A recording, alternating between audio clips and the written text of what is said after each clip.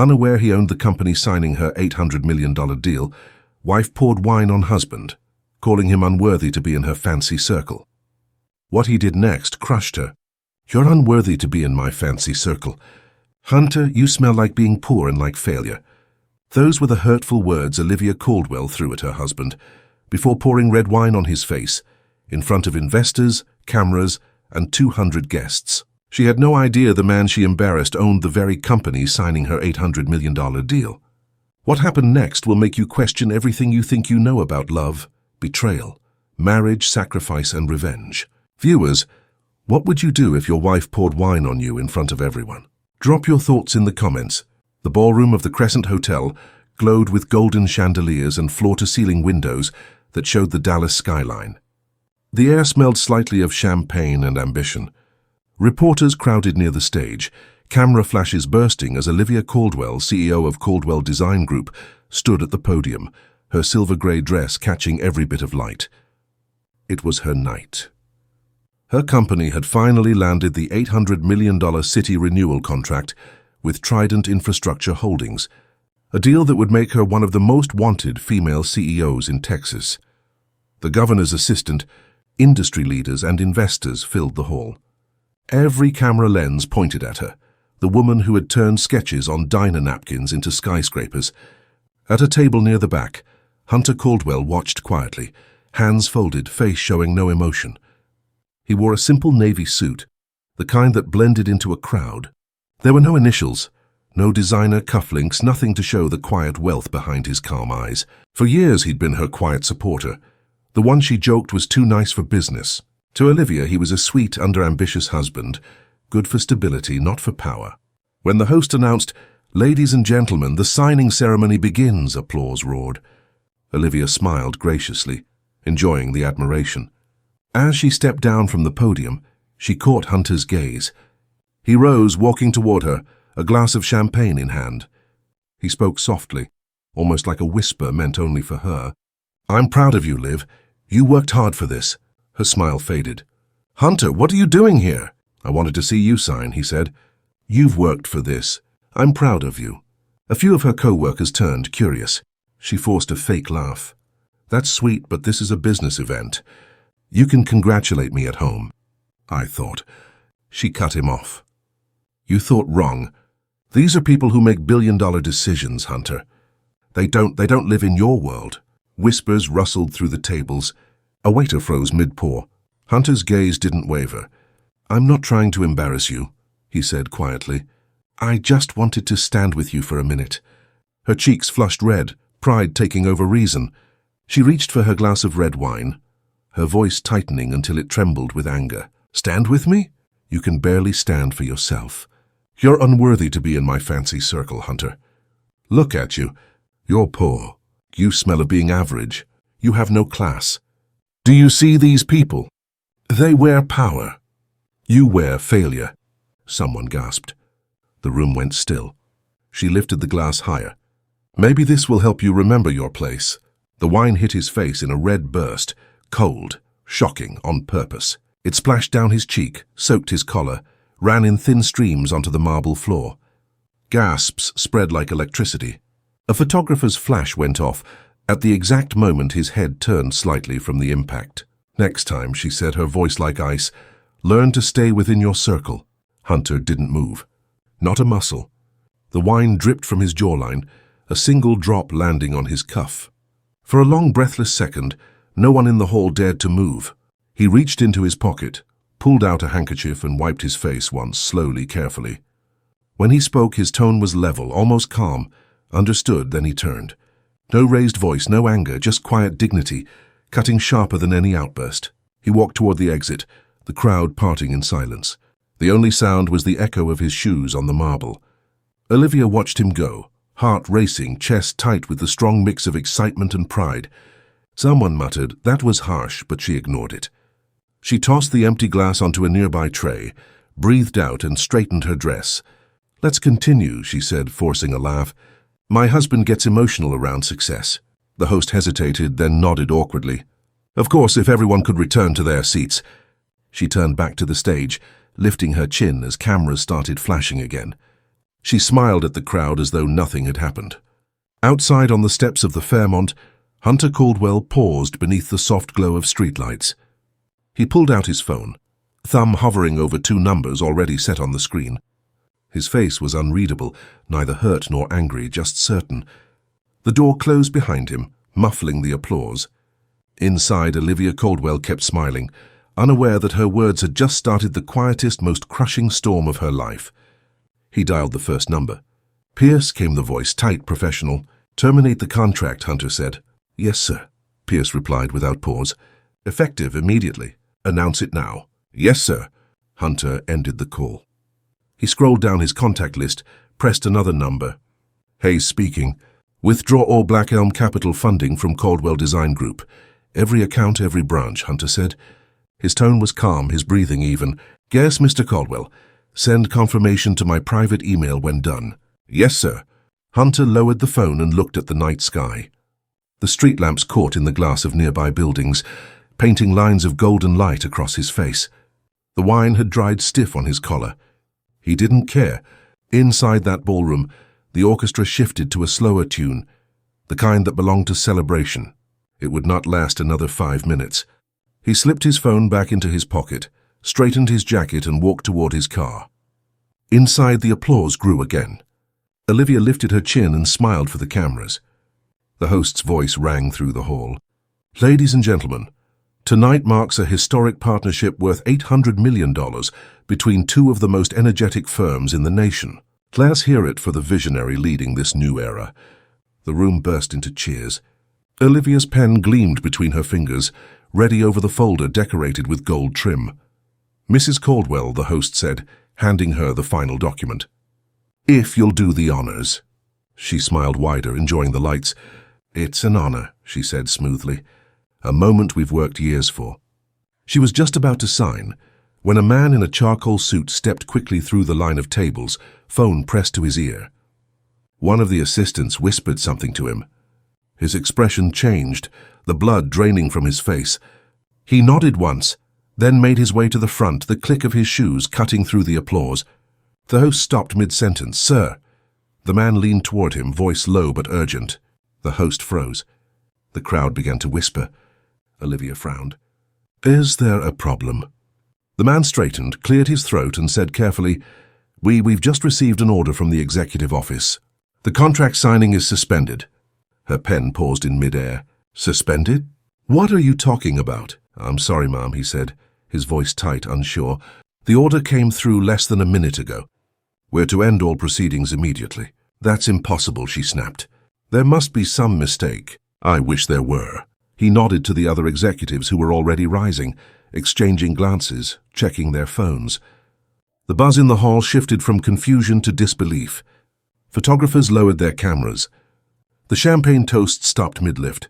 Someone whispered, "What happened?" Olivia looked around, her heart pounding.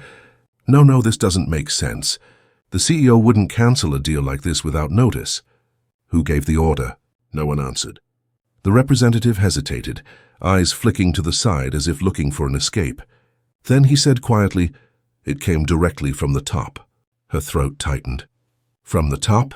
"Yes, ma'am." The words landed like stones around her. Chairs scraped back. Executives began collecting folders and laptops. The lights that had felt warm minutes ago now felt hot and harsh. Her assistant rushed forward, phone trembling in her hand. "Olivia, something's wrong. We just got an email from Black Elm.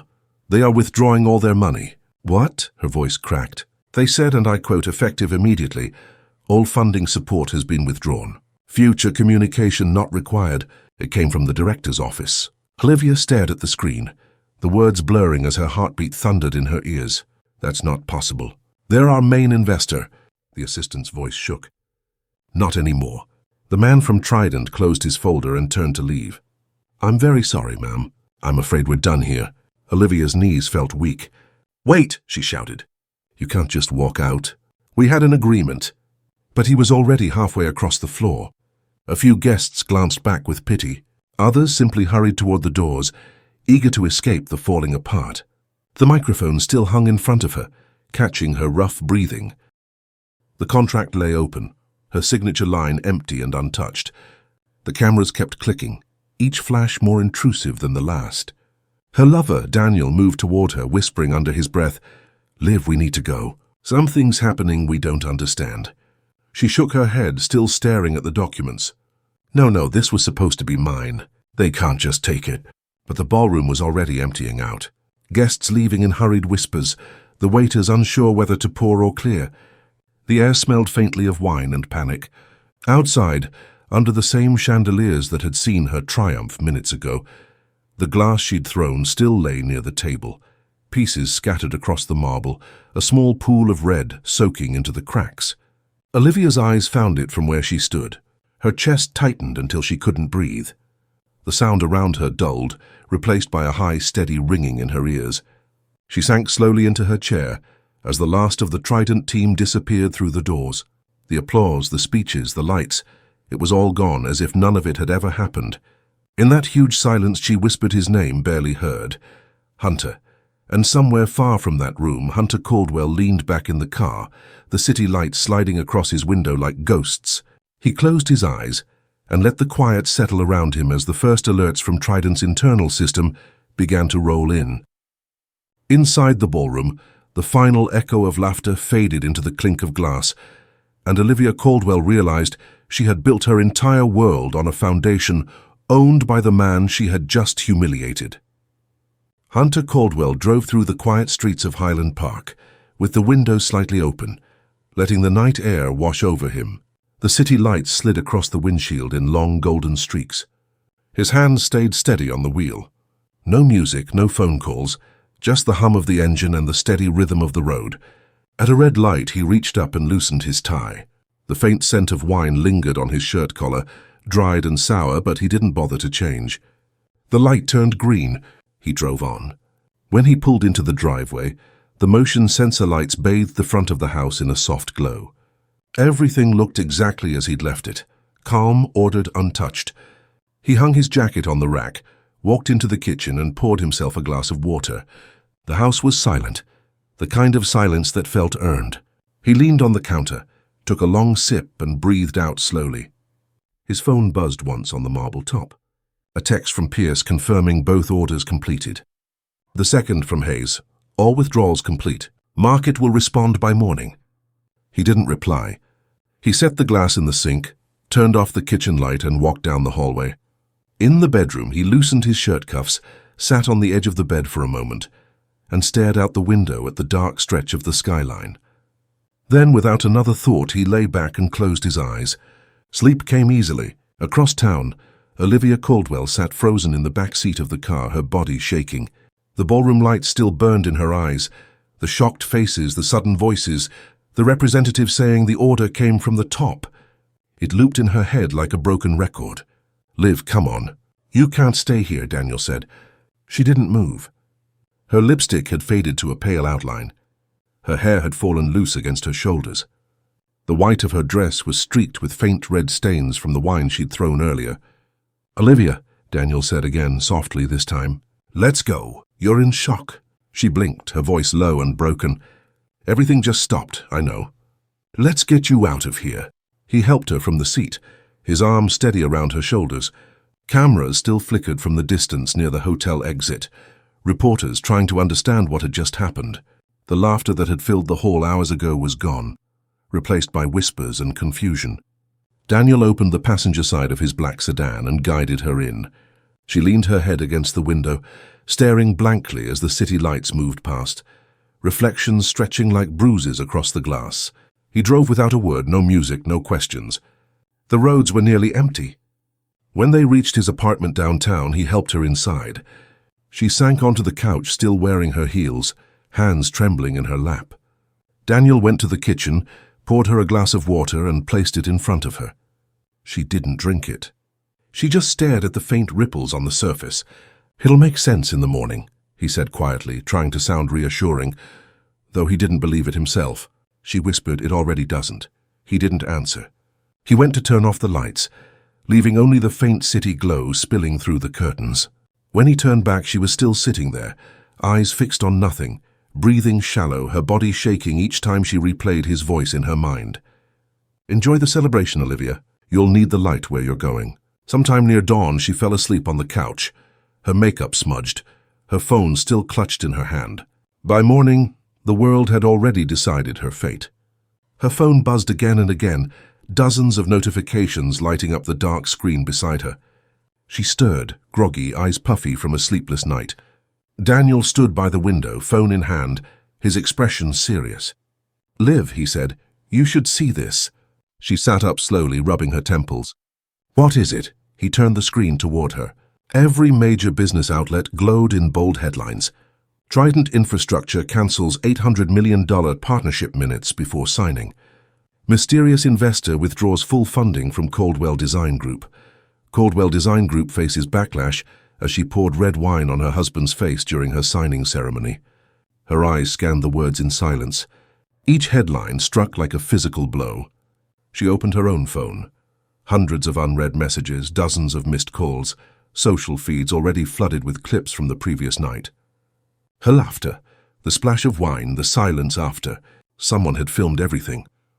In one video, slowed and zoomed in, the wine left her glass in a perfect red arc, hitting his face in a movie-like strike before he turned away. The caption beneath it read, "She poured wine on her husband at her own signing. 10 minutes later, the deal vanished." Olivia's hand trembled. No, this can't." Daniel's voice broke softly through the quiet. "It's everywhere, Liv." She pressed her palms against her forehead, her chest rising and falling unevenly. The room felt too small, too bright. Outside, the city moved on. Cars, sunlight, life, all unaware that hers had ended the night before. Across town, Hunter Caldwell woke without an alarm. The house was still, no phone calls, no noise from outside. He stood, stretched, and walked barefoot to the kitchen. The glass he'd used the night before was still on the counter, faint fingerprints smudged around the rim. He poured another glass of water, took a slow drink, and watched sunlight crawl across the floor. His phone vibrated once on the counter. He glanced at the notification. News alerts, trending headlines, his name in places he hadn't seen it in years. He didn't open them. The doorbell broke the silence, a single chime, then another. He set the glass down and walked toward the door. When he opened it, Olivia stood there. Her eyes were swollen. Her lipstick faded to nothing. The ivory dress from the night before now wrinkled and dull.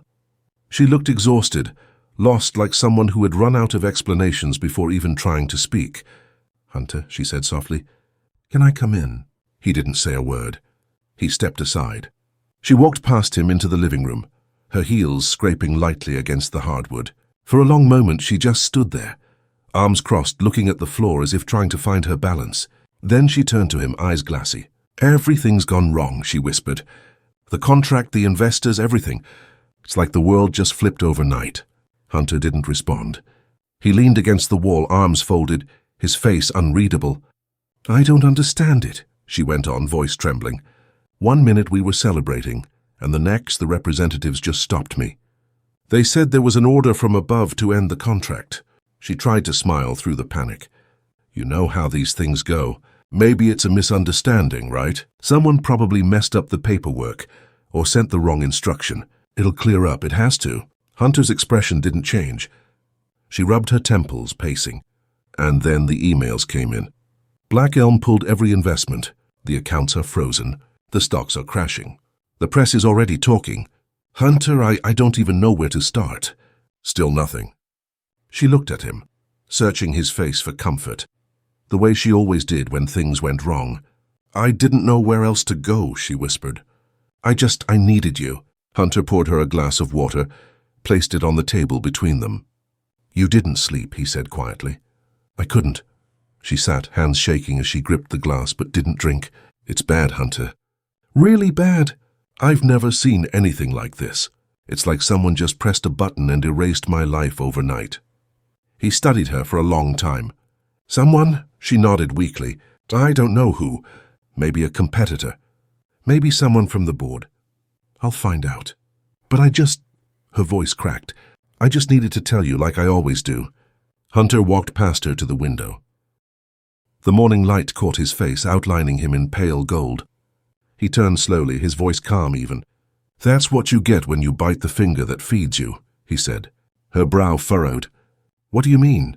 "I gave the order." For a moment the world stopped. Her mouth opened, but no sound came out. You what? The words landed like a blow. She froze, staring at him as if the air had been sucked out of the room. You did this? He nodded once. Trident doesn't work with arrogance, and Black Elm doesn't invest in people who humiliate their own partners. Her voice broke. Trident? Black Elm? He looked at her. You really never asked where the funding came from, did you? Or who owned the company you were so desperate to impress? Her knees weakened. Hunter, I believed in you, he said quietly. I built your company from the shadows. Every investor, every introduction, every check, it all came from me, through a trust, through Black Elm. I thought I was helping you grow. But last night, you showed me what you really thought of me. Tears rolled down her cheeks. I didn't know. I swear I didn't know. You didn't care to. She shook her head. Hunter, I was angry. I said things I didn't mean. Please let me fix this. Let me talk to whoever you need me to. I can apologize, rebuild. He cut her off. You can't fix this, please. Her voice was barely a whisper now. Don't do this to me. Don't let me lose everything. You can pull the order back. You can call them. He breathed out slowly, almost sadly. You poured wine on me in front of a room full of people, Olivia. You called me poor. You told me I wasn't worthy to stand beside you. And the entire city watched it happen. Tell me, what part of that do you want me to undo first? She sobbed, stepping closer, gripping his arm. Hunter, please. I was stupid. I let pride talk for me. I love you. He looked down at her hand, then gently pulled away. You love what I gave you, not me. That's not true. He picked up the empty glass from the counter and set it in the sink. You once said I didn't belong in your world. You were right. She backed away, shaking her head. No, don't say that. We can start over. I'll do anything. I'll leave the company. He turned toward her, his voice calm and final. You can't start over from something you destroyed yourself, and you won't get a second chance at what I've protected. What do you mean? The trust, he said simply. Everything I own, every company, every share is under a permanent trust I created before we married. You can't touch a dime of it. Not in divorce, not in settlement, not in court. Her breath hitched. You're divorcing me. I've already called my lawyer. The words left her hollow. She staggered back a step, gripping the edge of the couch for balance. Hunter, please, I'll sign anything. Just don't leave me with nothing. He studied her face for a long, quiet moment. You already did. Her lips parted, but no words came. The silence between them was so thick, it seemed to swallow the room. Outside, a bird landed on the window ledge, its wings catching the sunlight before flying away. She dropped to her knees, sobbing into her hands. Please, Hunter, I'm begging you. I can't do this alone. He looked down at her, expression unreadable. Then he said softly but firmly, You should have thought of that before you threw wine on the man who built your future. He turned away, walked down the hallway, and closed the bedroom door behind him. Olivia stayed where she was, the sound of her sobs echoing through the quiet house. The water glass sat untouched on the table, sunlight glinting off its surface. For the first time, she understood what true silence meant when even forgiveness has left the room. Viewers, do you think Olivia deserves a second chance? Drop your thought in the comments, and don't forget to like and subscribe for more interesting and true-to-life stories.